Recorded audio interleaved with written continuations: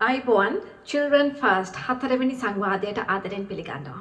මම දැක්කා මේ දවස්වල හද කම්පා කරන වීඩියෝවක්. ඒකේ තාත්තා කියලා හිතන පුද්ගලයෙක් පොඩි දරුවෙක්ට බල කරලා අදහස් ප්‍රකාශ කරන්න කියන වීඩියෝවක්.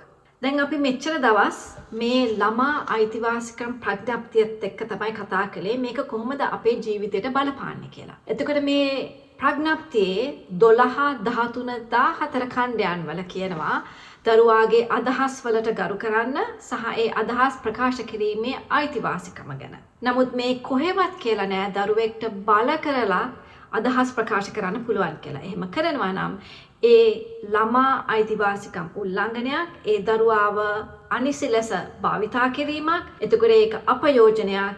ඒක අනිවාර්යෙන් එක්ක පොලිසියට එහෙම නැත්නම් ළමා ආරක්ෂක අධිකාරියට පැමිණිලි කළ යුතුයි.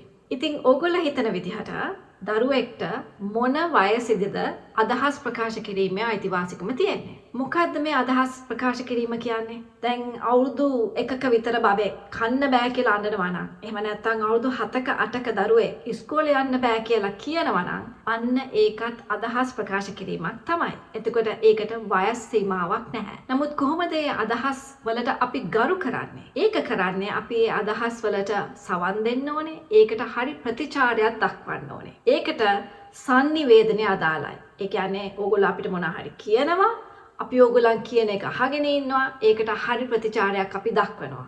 එතකොට අදහස් සහ sannivedana දෙකම එකට යන්න ඕනේ. සමහර විට මේ අදහස් වචන වලින් කියන්න පුළුවන්. සමහර විට මේ අදහස් අංග චලනයෙන් කියන්න පුළුවන්. දැන් සමහර විට ඕගොල්ලන්ගේ අම්මලා ඕගොල්ලන් කරන දෙයක් නුරුස්සනකොට එහි බෑම උස්සලා ඕගොල්ලන් දිහා ටිකක් අමුතු විදිහකට බලනවා ඇති. ඒකත් අදහස් ප්‍රකාශ කිරීමක්. එතකොට ඕගොල්ලෝ පන්තියේ හරි ගෙදරදී හරි අම්මා හරි තාත්තා හරි කෑ ගහනවා නම්, එහෙම නැත්නම් ඕගොල්ලන් ආස දෙයක් ඕගොල්ලන්ට ලැබෙන්නේ නැත්නම් ඕගොල්ලන් ගොඩාක් දුකින් අම්මා දිහා බලන් ඉන්නවා ඇතිනේ. ඒකත් අදහස් ප්‍රකාශ කිරීමක්. හැබැයි කතා කරන්න බැරි අයත් ඉන්නවා, ගොළු දරුවොත් ඉන්නවා. එතකොට ඒගොල්ලන් අංග චලනයෙන් sign language එකේ කතා කරන එකත් අදහස් ප්‍රකාශ කිරීමක්. කොහොමද අපි ඔය හැම අදහසක්ම ගරු කරන්නේ? ඔගොල්ලෝ දන්නවද පිට රටවල් වල ප්‍රාථමික ඉස්කෝලවල් වල ප්‍රෝග්‍රෑම් එකක් හඳුන්වලා දීලා තියෙනවා rights respecting schools. එහෙම නැත්නම් child friendly schools. එහෙම නැත්නම් child rights schools කියලා. rights respecting schools කියලා කියන්නේ දරුවාගේ අදහස් වලට ගරු කරන, අයිතිවාසිකම් වලට ගරු කරන ඉස්කෝල. මේවා බටහිර ලෝකේ විතරක් නෙමෙයි අප්‍රිකානු රටවල් වලත් මේ ප්‍රෝග්‍රෑම් එක දැන් ගොඩාක් සාර්ථකව කරගෙන යනවා. ඒකෙන් දරුවන් හඳුනා ගන්නවා මොනවද මේ අයිතිවාසිකම් කියන්නේ. අපිට සලකන විදිහ වැරදි නම්, අපිට හිත රිදෙන විදිහට අපි තව කෙනෙක්ට සලකන්න හොඳ නැහැ කියන එක. එතකොට මුලින්ම Tamanගේ යාළුවන්ට කතා කරන හැටි, ඒගොල්ලන්ට සලකන හැටි, ඔය ඉස්කෝලවල වල තියෙන බුලින්, ඒගොල්ලන්ව අඩන්තේට්ටම් කරන එක අඩු වෙනවා. ඒ වගේම තමයි මේ ඉස්කෝලේ තියෙන නීති රීති පද්ධතිය හදන්න ඒගොල්ලෝ එකතු වෙනවා. ඒ නීති රීති පද්ධතියට පටහැනිව, ඒකට විරුද්ධව වැඩ කළොත් එහෙම ඒගොල්ලන්ට මොනවද ලැබෙන විනය ක්‍රියාමාර්ග? දඩුවම් නෙමෙයි, විනය ක්‍රියාමාර්ග. මේ දෙක අතර වෙනසක් තියෙනවා. ඒක අපි පස්සේ කතා කරමු.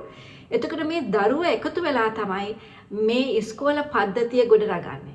දැන් ඔන්න මේක අහගෙන ඉන්න දෙමව්පියෝ හිතයි හොඳට තියෙයි. ළමයින්ට ඕන විදිහට නීති රීති හදන්න ගියොත් එම මේ ළමයි අයාලේ යනවා.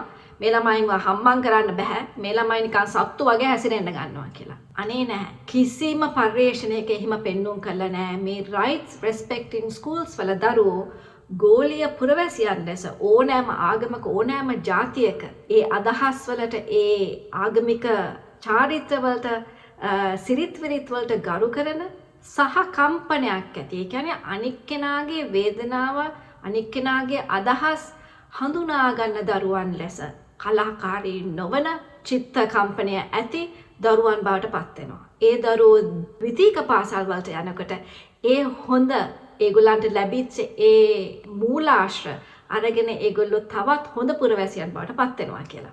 දැන් අපිට බැරිද ලංකාවේ ඔක කරන්න? ඇයි බැරි? පුළුවන්. දැනටමත් ලංකාවේ ජාතික පාසල් වල මේ ක්‍රමවේදය ලාවට වගේ හඳුන්වලා දීලා තියෙනවා. ඒකට කියනවා Child Protection Committees කියලා. ළමා ආරක්ෂණ කමිටු.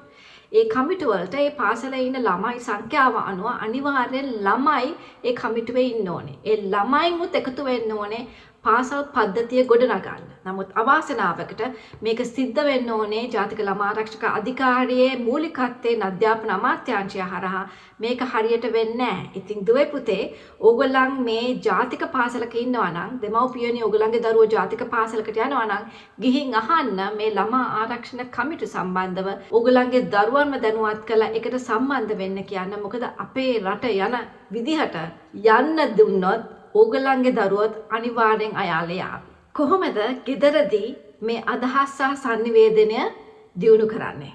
අපි සරලව ගමු. ගෙදරක නිවසක දරුවන්ගේ අදහස් ප්‍රකාශ කිරීමට ඇති හොඳම අවස්ථාව තමයි කන බොන තැන. එතකොට ඕගොල්ලන්ට පුළුවන් නම් අඩුම වශයෙන් එක දවසකට එක වේලක් පවුලත් එක්ක එකතු වෙලා කන්න. ඒ අවස්ථාවේදී මොබයිල් ෆෝන් අයින් කරලා තියන්න. දවස අවසානයේ වෙලාවක් අරගෙන නිශ්චිත වෙලාවකට රෑ 10න් පස්සේ 11න් පස්සේ මොබයිල් ෆෝන් භාවිතාව වැඩිහිටියන් සහ දරුවන් අතර කරන්න. නිදා ගන්න යනකොට ඕගොල්ලන්ගේ ෆෝන් එළියේ පොඩි වට්ටියක හැමෝගෙම මොබයිල් ෆෝන් දාලා තියන්න. අඩුම වශයෙන් සතියකට සැරයක්වත් කට්ටියත් එක්ක එකතු වෙලා පවුලේ මොකක් හරි ක්‍රියාවක් කරන්න. ක්‍රියාකාරකමක් කරන්න. ඒක මේ ගොඩාක් සල්ලි යන තැනකට ගිහිල්ලා කරන්න ඕනේ දෙයක් නෙමෙයි. මේ දවස්වල මේ ඉන්ධනත් එක්ක එහෙම යන්නත් බෑ. නමුත් වත්ත සුද්ධ කරන එක හරි මොන හරි මල් පැලවන එක හරි මොන හරි එකතු වෙලා කරන්න. එතකොට ඒ අදහස් හුවමාරු වෙනවා. ඉතින් ඕගොල්ලන්ටත් පුළුවන් ඇත්ත වශයෙන්ම දරුවන්ගේ අදහස් සහ ඒ අදහස් වලට ගරු කරන සමාජයක් උදෙසා දායකත්වය ලබා දෙන්න. දරුවන්ටත් පුළුවන් ඉගෙන ගන්න තමන් අකමැති දෙයක් කරන්න නෑ බෑ කියන්න බය වෙන්න එපා. ඒ වගේම දෙමව්පියන් ප්‍රතිචාරය දක්වනකොට නෑ බෑ කියන එක පොඩ්ඩක් පැත්තකට කරලා අපි පුරුදු වෙලා තියෙන්නේ නෑ නෑ අද කරන්න බෑ බෑ බෑ අද හෙට කරන්න බෑ. ඒ වගේ ප්‍රතිචාරයක් මුලින්ම කියන්නේ නැතුව පුළුවන් හැබැයි අපි මේ දේ කරමු ඊට ඉස්සෙල්ලා. පුළුවන් හැබැයි ඔයා මේක කන්න ඕනේ ඉස්සෙල්ලා.